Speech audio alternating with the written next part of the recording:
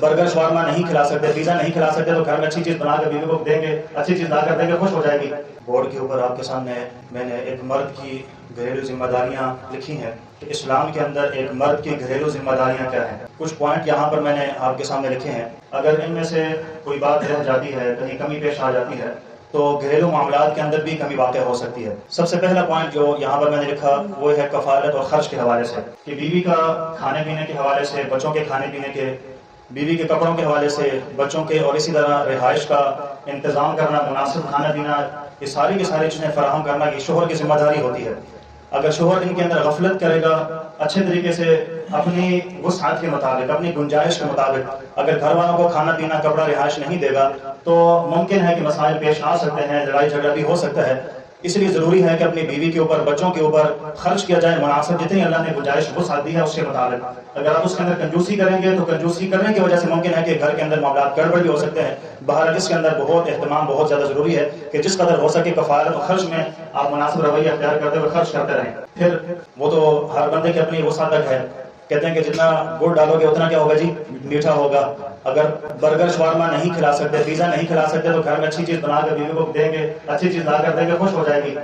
ہاں اگر اللہ نے دیا گنجائش ہے تو کبھی باہر کی جو چیزیں ہوتی ہیں، ڈاکٹر منع کریں گے، وہ تو روزانہ نہ کریں آپ، ٹھیک ہے ڈاکٹر اپنی جگہ پر ٹھیک ہے، روز نہ کریں، بلکہ کبھی کبھی ایسی باہر کی چیزیں بھی گھر میں بندہ لے آئے تو یہ بھی میرے خیال میں، جو میرا ذہن کہتا ہے، کبھی باہر کا کوئی شوارما لے آیا، کبھی ایسی کوئی برگر، روز روز میں نہیں کہہ رہا ہوں، کبھی کبھار اگر گھر میں لے بھی آتے ہیں تو یہ آپس میں محبت کا ایک ذریعہ بن جاتا ہے۔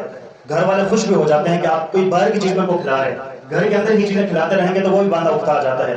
تو گھر کی باہر کی کبھی کبھار اگر کوئی چیز بندہ کھلا بھی جائے، تھوڑا سا گڑ ڈالیں گے تو مزید میٹھا ہو جائے گا، مزید محبت بڑھ جائے گی۔ یہ میرا مشورہ تھا، باقی آپ کی مرضی ہے۔ دوسرا جو پوائنٹ یہاں پر میں نے لکھا ہے کہ حسن سلوک اور محبت کے ساتھ رہنا، نرم رویہ اختیار کرنا، سخت رویے کو چھوڑ دینا، گالم گلوچ، لڑائی جھگڑے کو چھوڑ دینا، حسن سلوک اور محبت سے پیش آئیں گے۔ یہ حسن سلوک اور محبت کے ساتھ پیش آنے کی وجہ سے گھریلو معاملات بڑے شاندار اور بڑے بہترین انداز سے گزر پڑتے ہیں، بہت اچھے طریقے سے گزرتے ہیں جب بندہ حسن سلوک، نرمی کے ساتھ اچھے طریقے کے ساتھ بھی آپس میں رہتے ہیں، خوشگوار ماحول ہوتا ہے، دونوں خوشی کے ساتھ وقت گزارتے ہیں اور دونوں خوشی کے ساتھ زندگی کو بسر کر لیتے ہیں۔ اس لیے حسن سلوک اور محبت کے ساتھ رہنا ضروری ہے۔ اور حضور نے فرمایا، ترمذی شریف کے اندر روایت ہے، حضور فرماتے ہیں کہ تم میں سے بہترین وہ ہے کہ جو تم میں سے اپنے گھر والوں کے ساتھ بہترین ہو۔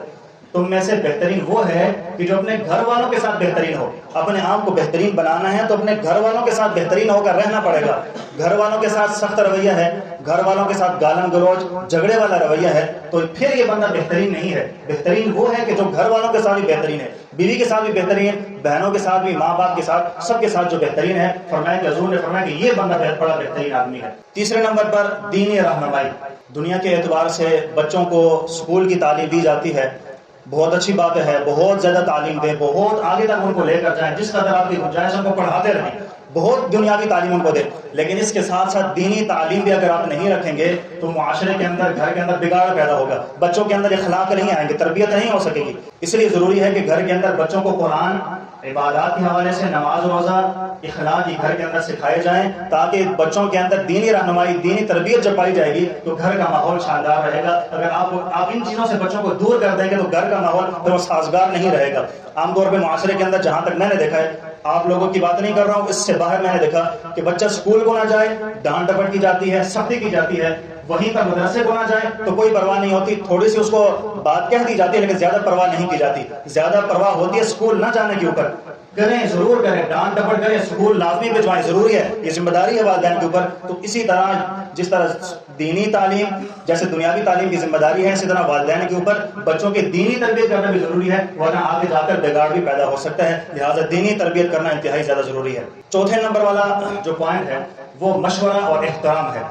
آپ گھریلو معاملات بہت سارے ہوتے ہیں جو بندہ کرتا رہتا ہے، تو ان گھریلو معاملات کے اندر جہاں بندہ اور لوگوں سے مشورے کر رہا ہوتا ہے، اسی طرح اگر کوئی بندہ اپنی اہلیہ سے مشورہ کر لے گا تو اس کے دل کے اندر بھی ایک بڑا پن پیدا ہو جائے گا، اس کے دل کے اندر بھی ایک محبت پیدا ہوگی کہ دیکھو اس مشورے کے اندر مجھے بھی شریک کیا، مجھ سے بھی پوچھا گیا۔ لہٰذا اس لیے جہاں پر مشورے کر رہے ہوں تو وہاں پر بیوی سے مشورہ لے لیا کریں اور احترام رکھا کریں بیوی کے مشورے کا۔ اگر آپ کو پسند نہیں آتا اس کو کوئی ایسی اچھی بات کہہ کر دوسرے مشورے کو سامنے لے کر آئیں، بولے یہ اچھی بات، اس لیے اس پہ عمل کرتے اس کو اس چیز کے اوپر آمادہ کریں۔ یہ نہ کرے بندہ اس کو کہ تو نے مشورہ دیا ایسا گھٹیا مشورہ، تیرے مشورے کی اہمیت ہی کیا ہے، ایسی بھی کوئی بات کرتا ہے भलासी भी कोई बात करने वाली होती है, या तो उसको ऐसे उसने मशवरे दे दिया, ऊपर से सख्त रवैया इख्तियार कर दिया, तो कितनी बुरी बात है। आपस में क्या हो जाएगा, ताल्लुकात खराब हो जाएंगे, झगड़ा फसाद पैदा हो जाएगा। मशवरा दिया, मशवरा सुने, उसके बाद आपको जो बेहतर लगे वो करें, लेकिन उसके मशवरे का भी एहतराम करना जरूरी है। 5वें नंबर पर बच्चों की तरबियत। सिर्फ माँ की जिम्मेदारी नहीं है कि माँ ही बच्चों की तरबियत करेगी, हम क्यों बच्चों की तरबियत करें। बाप की भी जिम्मेदारी है कि जैसे माँ बच्चों की तरबियत करती है, बाप भी अपने बच्चों की तरबियत करे। दोनों मिलकर जब बच्चों की तरबियत करते हैं तो ये घरेलू जिम्मेदारी के अंदर शामिल होता है और माहौल बेहतरीन साजगार रहता है। 6वां नंबर है इंसाफ और आदल के साथ रहना। बच्चे हैं, बच्चों के दरमियान आदल इंसाफ। किसी की 2 बीवियां होती हैं, उनके दरमियान आदल करना, इंसाफ के साथ रहना ये जरूरी होता है। बहन है, अब वहां पर घर के अंदर माँ बाप हैं, सारे के सारे लोगों को आदल इंसाफ का पैमाना रखते हुए जब रखेंगे तो घर का माहौल इंशाल्लाह बहुत बेहतरीन रहेगा।